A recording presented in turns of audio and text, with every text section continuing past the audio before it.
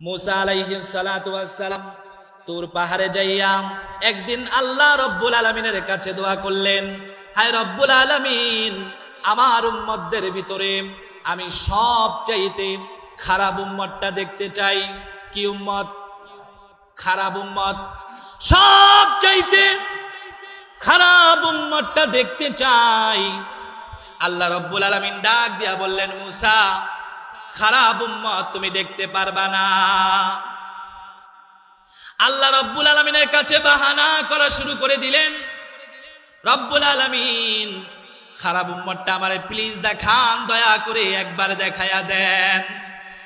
আল্লাহ রব্বুল আলামিন বললেন, ও আমার কালিমুল্লাহ, তুমি তো বহু বায়না আমার কাছে করো। ঠিক আছে কালিমুল্লাহ, এই তুর পাহাড়ে আসার সময় একটা বিশাল বড় জঙ্গল বাজে। এই জঙ্গলে ঢোকার সময় একটাই মাত্র রাস্তা রয়েছে। আগামী কালকে সকাল বেলা ভোর বেলা ওই রাস্তার সামনে বসে থাকবা।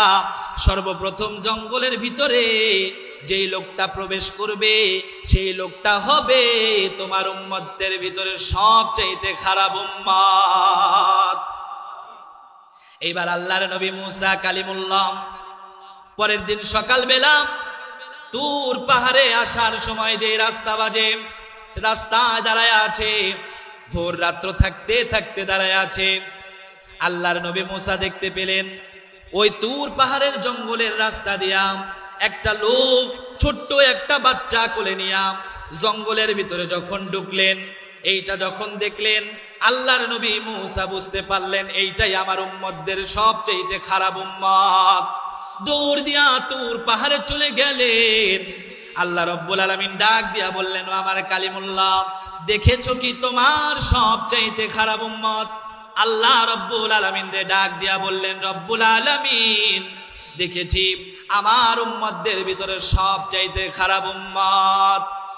আল্লাহ তাআলা বললেন, ঠিক আছে মুসা, এবার চলে যাও। মুসা নবী তুর পাহাড়ের অর্ধেক পর্যন্ত নেমে আবার তুর পাহাড়ে চলে গেলেন। আল্লাহ তাআলার কাছে যেয়ে বলেন, রব্বুল আলামিন, আমাকে তো সবচাইতে খারাপ উম্মতটা দেখিয়েছেন, এবার আমাকে আমার উম্মতদের ভিতরে সবচাইতে ভালো উম্মতটা দেখাইয়া দেন। দেখছেন কত বাহানা, আবার বলে ভালো উম্মতটা দেখান। সুবহানাল্লাহ। আল্লাহ রব্বুল আলামিন বললেন, মুসা, তোমারে খারাপ উম্মত দেখাইছি, আবার ভালো উম্মত চাও? না না না, সম্ভব না, তোমারে যা দেখেছো তা নিয়ে বাড়ি ফিরে যাও। কিন্তু আল্লাহর নবী বায়নাদার ব্যক্তি। আল্লাহর নবী মুসা বলে, রব্বুল আলামিন, আমারে দেখাও প্লিজ, দয়া করে একবার দেখাইয়া দাও। আল্লাহ রব্বুল আলামিন ডাক দিয়ে বললেন, ও আমার কালিমুল্লাহ, যেই রাস্তায় আজকে সকাল বেলা বসেছিলাম খারাপ উম্মত দেখার জন্য, ওই রাস্তায় বিকাল বেলা সন্ধ্যা বেলা আবার ওই রাস্তায় তুমি যে বসে থাকবা, দেখবা জঙ্গল থেকে যেই ব্যক্তি সর্বপ্রথম বের হয় সেই ব্যক্তি হচ্ছে তোমার উম্মতদের ভিতরে সবচাইতে ভালো উম্মত। সুবহানাল্লাহ। মুসা নবী কথা শুনে সন্ধ্যা হওয়ার আগে আগে, বিকাল হওয়ার আগে আগে ওই রাস্তায় যে দাঁড়িয়ে আছেন, দেখতে পেলেন একজন লোক ওই জঙ্গল দিয়ে বাচ্চা কোলে নিয়ে বের হয়ে আসলেন। মুসা নবী খেয়াল করলেন, সকালবেলা যেই লোকটা বাচ্চা কোলে নিয়ে জঙ্গলের ভিতরে খারাপ উম্মতের সময় ঢুকলেন, সেই লোক আবার ভালো উম্মতের সময় সেই লোক সবার প্রথমে বের হলেন। এবার তো মুসা নবী বুঝলেন না। মুসা নবী কি করলেন? তুর পাহাড়ে চলে গেলেন। রব্বুল আলামিন ডাক দিয়া বলে, মুসা, দেখেছো কি, দেখেছো কি খারাপ উম্মত আর ভালো উম্মত? মুসা নবী ডাক দিয়া রব্বুল আলামিনকে বলে, ও গো রব্বুল আলামিন, দেখেছি তো, কিন্তু একটা গোলক ধাঁধার ভিতরে পড়ে আছি। সকালবেলা যেই লোকটাকে খারাপ উম্মতের সময় ঢুকতে ডেকেছি, আবার বিকেল বেলা সন্ধ্যা বেলায় ভালো উম্মতের সময় সেই লোকটাকে আবার বের হতে দেখেছি। গোলক ধাঁধায় পড়ে গিয়েছি। কিভাবে গোলক ধাঁধা থেকে বের হব আমার তো জানা নাই।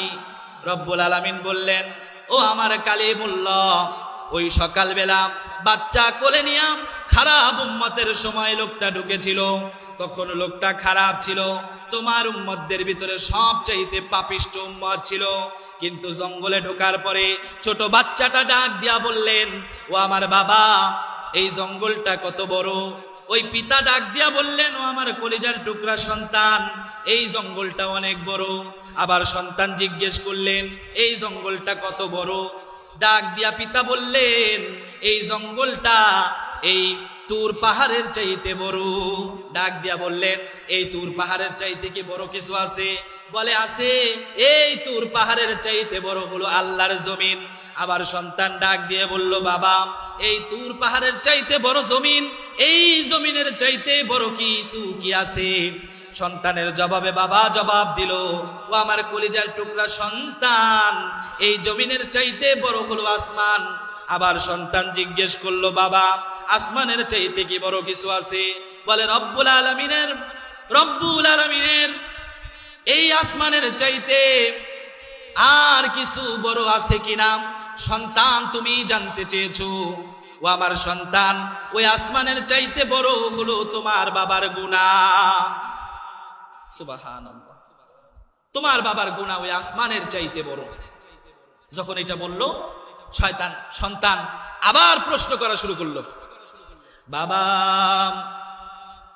তোমার গুনার চাইতে কে বড় কিছু আছেনি? সন্তানের কথা শুনে বাবা জবাব দিল, ও আমার কলিজার টুকরা সন্তান, আমার গুনার চাইতে বড় আর কিছু নাই। বড় কিছু আছে না নাই? আছে না নাই?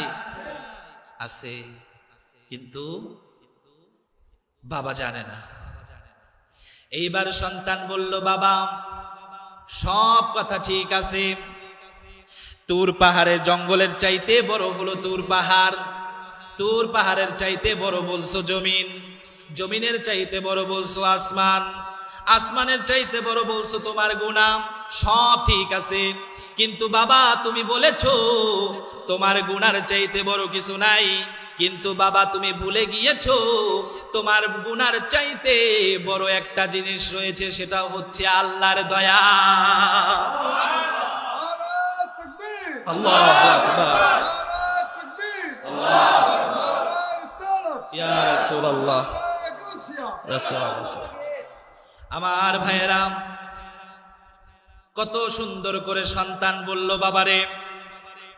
বাবার চোখের পানি পড়া শুরু হয়ে গেল, সন্তানের চোখের পানি পড়া শুরু হয়ে গেল। এইবার বাবা ডাক দিয়া বলে, ও আমার কলিজার টুকরা সন্তান, তুমি বলেছো আল্লাহর দয়া নাকি আমার গুনার চাইতে বড়, তাহলে আমাকে কি আল্লাহ তাআলা মাফ করবেনি?